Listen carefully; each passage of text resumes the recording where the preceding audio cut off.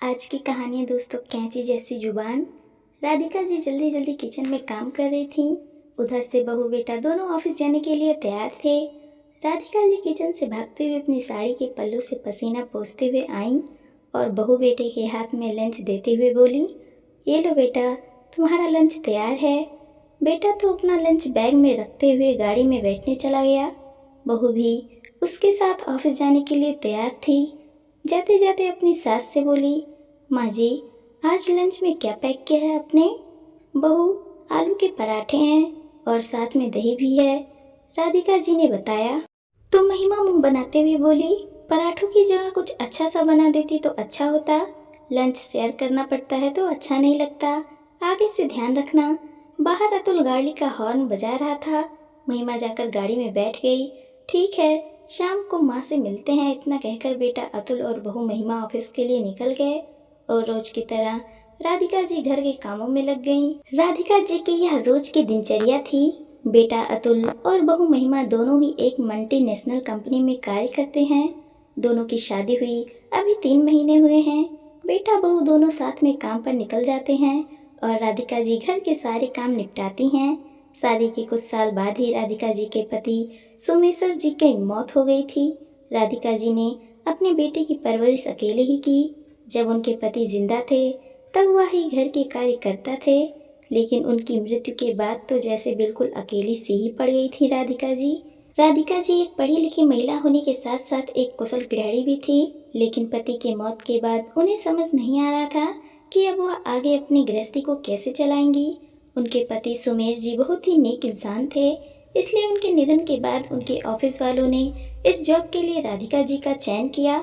पति की नौकरी के साथ ही राधिका जी ने अपने बेटे को पढ़ाया लिखाया और बाकी घर खर्चा किया, क्योंकि अब सारी जिम्मेदारी राधिका जी पर ही थी। राधिका जी ने खूब मेहनत करके अपने बेटे को पाला पोसा था और पढ़ा लिखा कर उसे खूब अच्छे संस्कार दिए थे। अतुल एक बहुत ही शांत लड़का था। वह अपनी माँ से भी बहुत प्यार करता था, उसकी बहुत इज्जत करता था। वह हमेशा अपनी माँ को खुश देखना चाहता था। उसने पढ़ लिख कर अच्छा मुकाम हासिल किया ताकि उसकी माँ को अब इस उम्र में आराम मिल पाए। राधिका जी ने नौकरी के साथ साथ अपने बेटे और घर को भी अच्छे से संभाला था, लेकिन जैसे जैसे अतुल बड़ा होता गया, घर की सारी जिम्मेदारियां उसने अपने कंधे पर ले ली और अपनी माँ को घर पर रहकर आराम करने को कहा। राधिका जी की बहू उनके बेटे के साथ ऑफिस में ही काम करती थी। वहीं ऑफिस में दोनों एक दूसरे को पसंद कर लिए। अतुल ने राधिका से बताया कि वह एक लड़की को पसंद करता है और उससे शादी करना चाहता है। राधिका जी ने बेटे से बहुत प्यार करती थी, क्योंकि अब इस दुनिया में जो कुछ था वह उनका बेटा ही था और बेटे को वह हमेशा खुश देखना चाहती थी। इसलिए बेटे की खुशी देखते हुए राधिका जी ने शादी के लिए हाँ कर दी। लेकिन जब राधिका जी को पता चला कि बहुत मॉडर्न लड़की है और उसका मायका खूब संपन्न है, ये जानकर राधिका जी को थोड़ा चिंता हो गई थी कि पता नहीं बेटे ने जो लड़की पसंद की है वह हमारे घर में एडजस्ट कर पाएगी कि नहीं।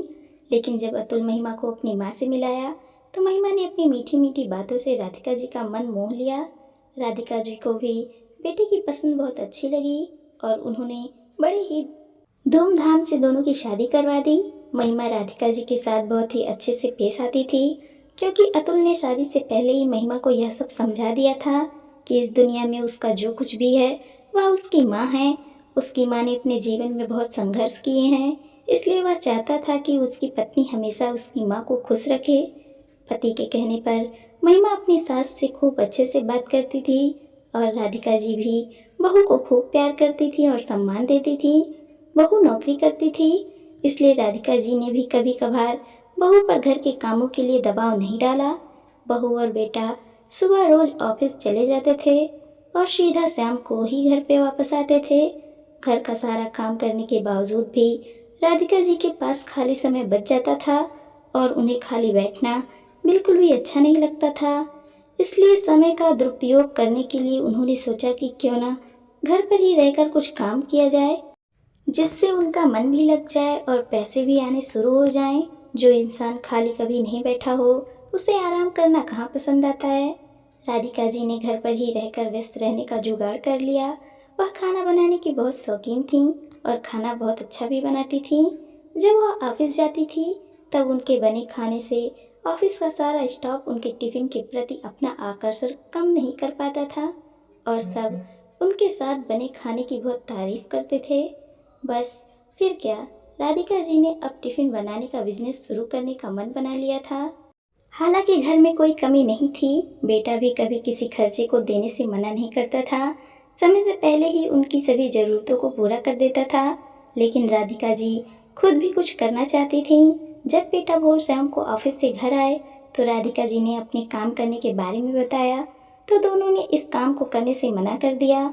माँ, इस उम्र में कितना काम करने की ज़रूरत क्या है, और आपको यहाँ घर में किस चीज़ की कमी है जो आप यह काम करना चाहती हो। राधिका जी बोली, बेटा मुझे खाना बनाने का शौक है और वैसे भी तुम्हारे जाने के बाद दिन भर खाली घर में बैठी रहती हूँ। खाली समय में अगर मैं कुछ काम कर लूँ और बदले में 2 पैसे मिल जाएं तो इसमें क्या बुराई है। और अभी तो मेरे हाथ पांव भी चलते हैं। अपनी माँ की खुशी को देखते हुए बेटे ने भी फिर कुछ नहीं कहा और राधिका जी ने अपना समय काटने के लिए काम शुरू कर दिया। राधिका जी को टिफिन बनाने के ऑर्डर आने शुरू हो गए और वह लोगों को खाना बनाकर देने लगी। बहू के आने के बाद भी राधिका जी पूरे घर का काम अकेले ही संभालती और उनका हुनर भी बरकरार था। सास द्वारा बनाया गया खाना जब महिमा अपने ऑफिस ले जाती तब महिमा की सहेलियां राधिका जी के खाने की बड़ी तारीफ करती, कहती, अरे यार, यह जो औरतें घर में खाली बैठी रहती हैं उन्हें खाना बनाने के सिवाय आता ही क्या है। हमारी तरह नौकरी भी तो नहीं करनी पड़ती इनको, तो कम से कम घर बैठकर ढंग से खाना तो बनाएंगी ही ना, कहकर हंसने लगी। महिमा बहुत चालाक थी। जब उसे कुछ काम करवाना होता तब वह अपनी सासू माँ से बड़े ही प्यार से बात करती, वरना उसे राधिका जी की कोई कद्र नहीं थी। धीरे धीरे वक्त बीतने लगा।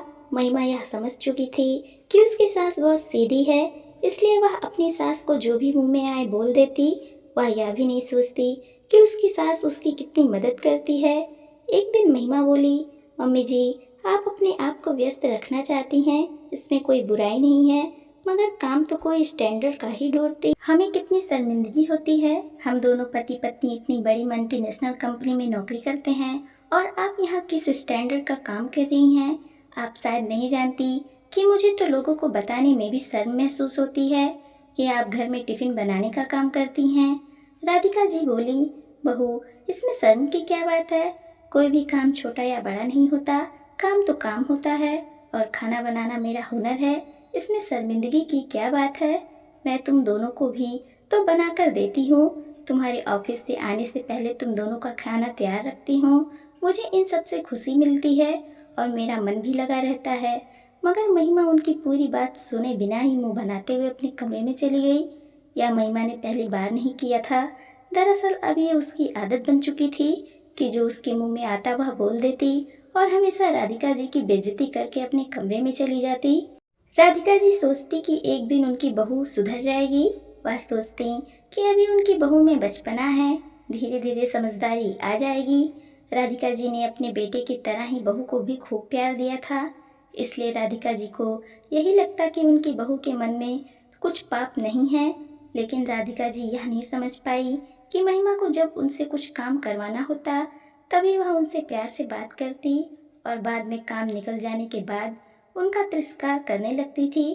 भले ही राधिका जी महिमा से बहुत प्यार करती हो, मगर बदले में बहू उतना प्यार राधिका जी से कभी न कर पाई थी।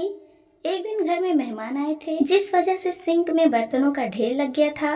राधिका जी ने बहू को आवाज दी कि वह उनकी थोड़ी मदद कर दे, मगर बहू वहाँ आकर बोली, मम्मी जी, यह नौकरानियों वाले काम आप ही करिए, मुझे ऐसे काम करके मेरे हाथ नहीं खराब करने हैं, और वैसे भी आपका क्या, आपको तो दिन भर यही काम करने हैं, मुझे तो कल सुबह ऑफिस भी जाना है, आप तो यही घर में रहने वाली हैं। बहू की यह सब बातें सुनकर राधिका जी को बहुत दुख हुआ और उन्होंने सारे बर्तन अकेले धुलकर रख दिए। राधिका जी की सोच के विपरीत महिमा में कोई सुधार नहीं आ रहा था। 2 दिन बाद महिमा अपनी कुछ सहेलियों को घर ले आई। राधिका जी ने उनको आदर के साथ बिठाया और चाय नाश्ता लेने के लिए अंदर किचन में चली गईं। महिमा की सहेली नमिता बोली, अरे वाह महिमा, तेरे तो बड़े ठाठ हैं, ऐसी गाय जैसी सास मिली तुझे, तू यहाँ आराम से बैठी है और वो रसोई में नाश्ता लाने गई हैं। और सब सहेलियाँ ठहाका लगाकर हंस पड़ी। महिमा बोली, हाँ यार, सही कहती हो, बहुत लकी हूँ मैं, सास के मामले में यूँ तो हर जगह सास बहू को सुनाती है, लेकिन मेरे केस में तो उल्टा है। यहाँ मैं मेरी सास पर भारी पड़ती हूँ। घर का सारा काम मैं इनसे ही करवाती हूँ और खुद मजे करती हूँ। अब इन गंवार औरतों को यही काम रह जाता है, घर के सब काम करना। रसोई में चाय बना रही राधिका जी बहू की बातें सुन चुकी थी। आज उन्हें अपने कानों पर विश्वास नहीं हो रहा था, क्योंकि उन्होंने अपनी बहू को बेटी से बढ़कर प्यार दिया था, मगर बदले में वह सब इस घर की एक नौकरानी बनकर रह गई थी। राधिका जी जैसे ही बाहर आई सभी चुप हो गई। राधिका जी ने चाय नाश्ता टेबल पर रख दिया और बोली, लेडीज, मैं खुद भी पहले जॉब करती थी और नौकरी के साथ साथ घर भी संभालती थी और आज भी घर पर टिफिन बनाने का काम करती हूँ। मैं बेटे बहू के पैसे पर बिल्कुल भी आश्रित नहीं हूँ। हाँ, यह बात और है कि कुछ लोग हमारे साथ रहकर हमारे प्यार का नाजायज फायदा उठाते हैं। राधिका जी महिमा से बोली, बहू, कल से तुम अपना टिफिन खुद बनाना, अपने फटे कपड़े खुद सिलना और हाँ, अगर तुम्हें कुछ नया खाने का मन होता है वह भी खुद बनाना। महिमा की सब सहेलियों की नज़रों में राधिका जी की इज्जत और बढ़ गई थी। वो सब महिमा को उत्साह की दृष्टि से देख रही थी। महिमा बोली, अरे मम्मी जी, सॉरी, आप तो बुरा मान गई। मेरे बोलने का मतलब ऐसा कुछ भी नहीं था। आज राधिका जी बहू की बात बिना सुने ही बोली, बहू, ताली एक हाथ से नहीं बजती। अगर कोई तुम्हारी कड़वी बातें सुनकर भी उसका जवाब ना दे तो इसका मतलब कतई यह नहीं होता कि वह बेवकूफ़ है। इसका मतलब यह नहीं होता कि वह तुम्हें अभी मौके दे रहा है। मगर आज तुमने सारी हदें पार कर दी। मैं भी एक पढ़ी लिखी औरत हूँ, मगर फिर भी मुझे घर के काम करने में कभी शर्म नहीं महसूस हुई। तुम आजकल की लड़कियां दो चार किताबें पढ़कर अपने आप को बहुत ही मॉडर्न समझती हो और हम जैसे लोगों को गंवार, क्योंकि हम रिश्तों की मर्यादा बनाए रखते हैं। मैंने कभी अपने बेटे और तुम में फ़र्क नहीं किया, मगर आज तुमने मुझे फ़र्क समझा दिया, इसलिए मैं अब इस घर में किसी भी काम में हाथ नहीं लगाऊंगी। अपने घर के काम तुम खुद करना, कहकर राधिका जी अपनी टिफिन बनाने लग गई और महिमा अपना फूला सा मुंह लेकर घर के कामों में लग गई। आज राधिका जी ने अपनी बहू का घमंड चकनाचूर कर दिया था। आज महिमा की सहेलियों के सामने उसका खुद का मजाक बन गया था। अब जब सुबह महिमा ऑफिस जाती तो जल्दी उठकर घर के काम निपटाती और अपना टिफिन भी बनाती और शाम को आकर भी घर के कामों में लग जाती। आज उसे अपनी कैंची जैसी जुबान पर बहुत पछतावा हो रहा था। अगर इस जुबान को कंट्रोल में रख लेती वो तो फायदे में रहती। दोस्तों, हमारी स्टोरी कैसी लगी कमेंट में बताइएगा और देखते रहिएगा खुशबू मोटिवेशनल स्टोरी। धन्यवाद दोस्तों।